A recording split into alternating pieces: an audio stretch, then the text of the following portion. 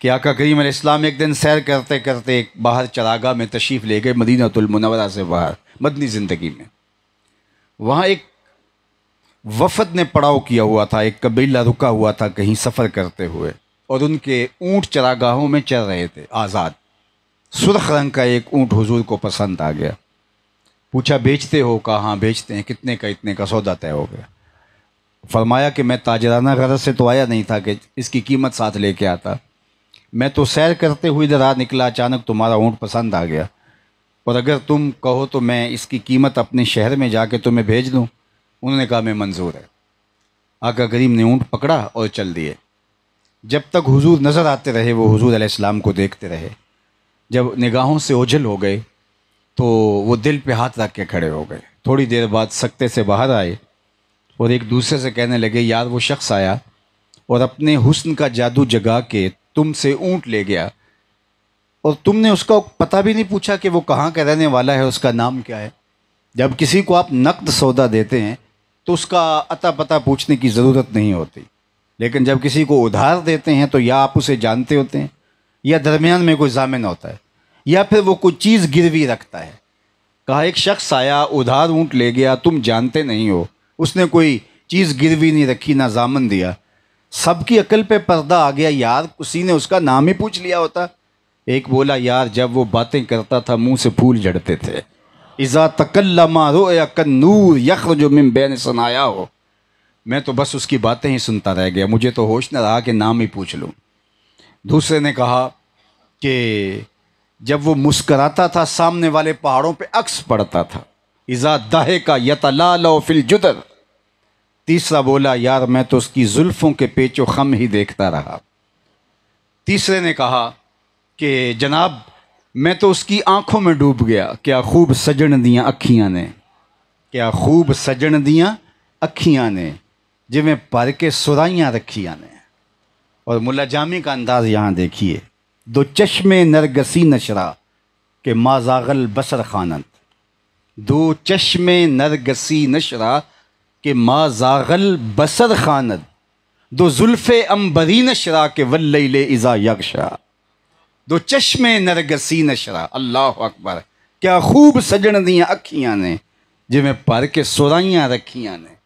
تو اجے میرا یار نہیں ڈٹھا جنوں ویکھ کے چند شرم آوے، ادھی راتیں دن چڑھ جاوے جیو رخ تو نقاب اٹھاوے، تے جیو نکلے سیر کرنوں سارا گلشن سیس نواوے، اتے دھرتی لف لف جاوے، جے ہاتھ پھلاں وچ رکھدا ہاتھ پھلاں تو ود جاوے، نین نشیلے مست رسیلے وچ سونا کجل سہاوے، اکھ اگڑے تے انج پیا جاپے جویں میں خانہ کھل جاوے، تے جے او کھولے پیچ زلف دے اتے راہی راہ پل جاوے، توبہ توبہ حسن سجن دا چال نہ چلی جاوے، بجلی ڈردی لشک نہ مارے متاں بے ادبی ہو جاوے، علم خدا نے اینا دتا عقلاں وچ نہ آوے، عقل خدا نے اینی دتی علماں وچ نہ آوے، کی اعجاز نظر وچ او دی جو آوے وک جاوے، خلق او دے نے مول دنیا کوئی ورلا ہی جان بچاوے، آزم ایڈا سونا ماہی سانو کدرے نظر نہ آوے۔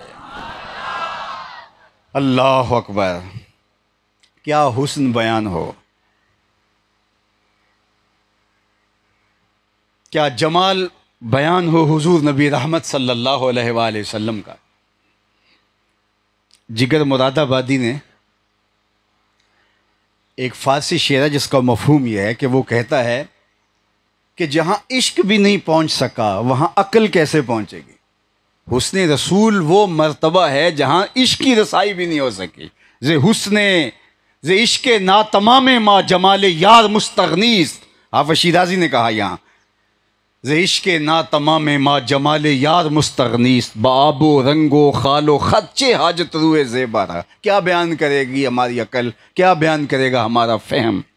انسانی عقل یہاں تھک کے گر جاتی ہے، فہم و ادراک سوختہ پا ہیں اللہ نے جو اپنے محبوب کو شان اور جو مرتبہ عطا کیا۔ آزم ایڈا سونا ماہی سانو کدرے نظر نہ آئے، بلکہ آگے چل کے اعظم نے تو قلم ہی توڑ دیا کہ سمجھا نہیں ہنوز میرا عشق بے ثبات، سمجھا نہیں ہنوز میرا عشق بے ثبات، تو کائنات حسن ہے یا حسن کائنات۔ ابھی تک عشق بھی دم بخود ہے، عقل تو دم بخود ہوتی ہے لیکن کہتے ہیں عشق کی وہاں تک رسائی ہے جہاں عقل نہیں پہنچ پاتی، لیکن یہاں عشق بھی دم بخود ہے، جہاں عشق بھی سوختہ پا ہے، اس کے بھی پر جلتے ہیں آگے جانے سے۔ یہ ہے حسن کی کرشمہ سازیاں، اللہ اکبر۔ اور یہ حسن بھی چھپا ہوا ہے، اگر یہ بے نقاب ہوتا تو کیا ہوتا، وہ اگر جلوہ کریں تو کون تماشائی ہو۔ کہا یار تم اس کے حسن میں کھو گئے، اور وہ اپنے حسن کا جادو جگا کے قیمتی اونٹ ہتھیا کے تم سے لے گیا، کسی ایک کو بھی ہوش نہ رہی کہ پتہ پوچھ لیتے۔ تو جب انہوں نے کہا نا اونٹ ہتھیا کے لے گیا، تو امام زرقانی نے لکھا ہے کہ قافلے کے سردار کی بیوی جو ہودج میں بیٹھی تھی، اس نے ہودج کا پردہ اٹھایا اور لوگوں سے مخاطب ہو کر کے کہا کہ اگر وہ قیمت دینے نہ آیا تو قیمت مجھ سے لے لینا، لیکن خبردار اس کے خلاف کوئی بات اور بدگمانی کی بات کی۔ آنا ضامنۃ لسامان جمالکم لا یغدر بکم، خبردار اس کے خلاف کوئی بات کی، میں ضامنہ ہوں، میں ضامنہ ہوں، مجھ سے پیسے لے لینا اگر وہ قیمت نہ بھجواتا ہے۔ تو لوگوں نے کہا اچھا تو اسے جانتی ہے؟ کہا واللہ میں بھی نہیں جانتی۔ تو کہا پھر ضمانت کیسے دے رہی ہے؟ کہا جب تم سودا کر رہے تھے خیمے کی اوٹ سے میں نے اس کا چہرہ دیکھ لیا تھا، جس کا اتنا چہرہ سونا ہو وہ جھوٹ بول ہی نہیں سکتا ہے۔ اب تھوڑے لمحے گزرے تھے کہ کچھ لوگ آئے، انہوں نے کہا ہم حضور کے بھیجے ہوئے ہیں، بتاؤ قافلے والے کون ہیں جن سے ہمارے آقا نے اونٹ خریدا ہے؟ انہوں نے کہا ہم لوگ ہیں۔ کہا یہ رہی تمہاری قیمت، اور یہ حضور نے تمہاری ضیافت کی کھجوریں بھیجی ہیں۔ انہوں نے کہا قیمت تو بعد میں لیں گے، ہمیں تو لگتا ہے ہم خود بک گئے ہیں، ہمیں بتاؤ وہ پیارا رہتا کہاں ہے؟ تو کہا وہ جو جھنڈ کھجوروں کا دکھائی دے رہا ہے، نخلستان سامنے نظر آ رہا ہے، یہی ڈیرا ہے اس پیارے محبوب کا۔ اس طارق کے سردار کا نام، اس وفد کے سردار کا نام طارق تھا، وفد طارق اس لیے اس کو کہا جاتا ہے، طارق بن عبداللہ۔ تو کہتے ہیں یہ سارا قبیلہ جا کے حضور کے قدموں میں بیٹھ گیا اور کہا حضور ہاتھ بڑھائیے، ہم آپ کے غلام بننا چاہتے ہیں، تیری تک کے دامہ میں مرید ہو گئی۔ چہرہ ہی اتنا سونا تھا، چہرہ اتنا دل آویز تھا۔ امام نبہانی نے لکھا ہے جواہر البحار فی فضائل النبی المختار کے اندر، ہر نبی کی علامت نبوت اس کے ہاتھ پر ہوتی تھی، حضور کی علامت نبوت محاذ قلب پر تھی، حضور کی پشت پر چھپا کے رکھی گئی ہے۔ کہا کیوں؟ اس لیے کہ کوئی آئے اور نبی سے مصافحہ کرے، اس کا ہاتھ نبوت کی مہر سے مماس ہو تو وہ جان لے کہ یہ اللہ کا نبی ہے۔ غالباً آپ نے جو ہے وہ 17 وجوہات بیان کی ہے، اس میں ایک وجہ یہ بیان کی کہ مہر اس لیے چھپا کے رکھی کہ کوئی آئے اور مہر کو دیکھے پھر مانے، اس کی ضرورت ہی نہیں، چہرہ ہی رب نے ایسا بنا دیا جو دیکھتا پکار اٹھتا یہ اللہ کا رسول ہی ہو سکتا ہے۔ دیکھنے والے کہا کرتے ہیں اللہ اللہ، یاد آتا ہے خدا دیکھ کے صورت تیری۔ وہ جمال دیا، وہ خوبصورتی دی، رخ کے آئینے میں مصور سجا ہوا، رخ کے آئینے میں مصور سجا ہوا، ماتھے کی ہر لکیر پہ قرآن لکھا ہوا، آغوش جیسے در کعبہ کھلا ہوا۔ اب آگے شعر کا حسن دیکھیے، شعر کی اٹھان دیکھیے۔ ماہتاب ایک پھول ہے قبائے سیاہ کا، ذرا دیکھیے، ماہتاب ایک پھول ہے قبائے سیاہ کا، آفتاب ایک ریزہ ہے ان کی نگاہ کا، آفتاب ریزہ ہے ان کی نگاہ کا، ماہتاب پھول ہے قبائے سیاہ کا۔ یہ ہے ان کا حسن، یہ ہے ان کا جمال، جہاں بڑے بڑے بے بس دکھائی دیتے ہیں۔ اور حضرت شاہ ولی اللہ فرماتے ہیں آپ کے مادح کی آخری حد عجز ہے۔